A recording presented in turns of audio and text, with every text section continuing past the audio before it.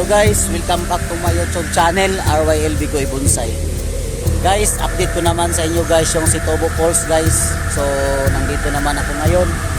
So, ipakita ko sa inyo guys kung ano naman yung update sa ngayon na buwan guys. Tara, samahan niyo ako guys para enjoy naman. Kasi maganda ipasyal ngayon guys kasi walang ulan. Dati guys, nagpunta ako dito, umulan. So, ngayon wala, parang timing talaga. Kaya guys, yan, i-update ko sa inyo guys kung ano na ang nangyari dito sa Sitobo Falls. Tara! Yan guys, in-update ko sa inyo guys. Kasi dati guys, pagpunta ko dito, wala pang mga cottage dyan sa sa harap.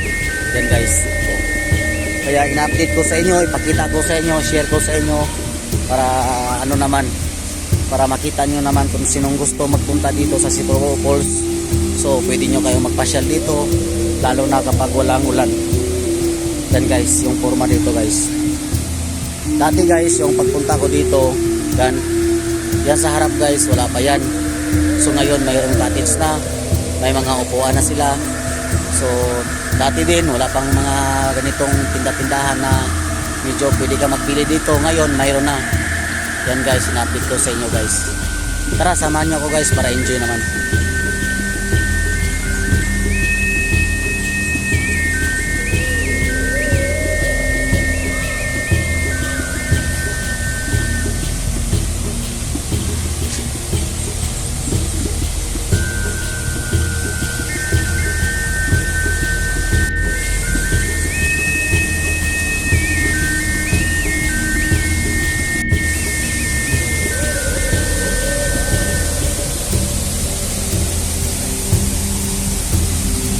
Yan guys, in-update ko sa inyo guys. Medyo maganda na yung forma dito. Kasi dati wala yan, walang sa harap. At saka yung tubig dati, medyo hindi pa siya nakaporma. May malaki pang bato dyan sa gitna. Pero ngayon wala nang bato. Yan, ipakita ko sa inyo. Maganda na siya pasyalan dito. So lalo na kapag tag-init. Yan guys, para nakaporma na yung mga bato nila, naka-arrange na.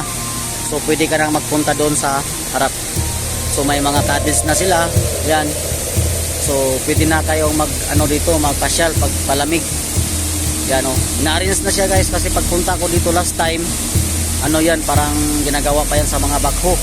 So ngayon parang na-develop na yata yung Sitobo Falls ngayon. So ito na yung forma.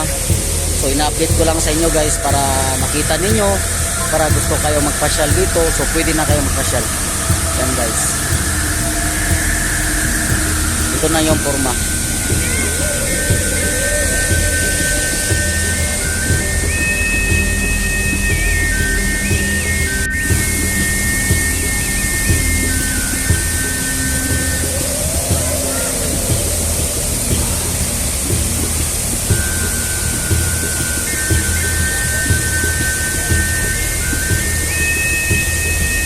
Medyo wala pang tao ngayon. Maliit pa yung tao ngayon guys. So medyo malinaw pa.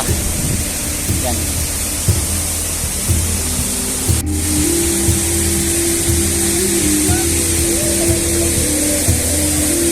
Yan yung mga kasama ko guys. Yan. Na-update ko sa inyo guys. Yan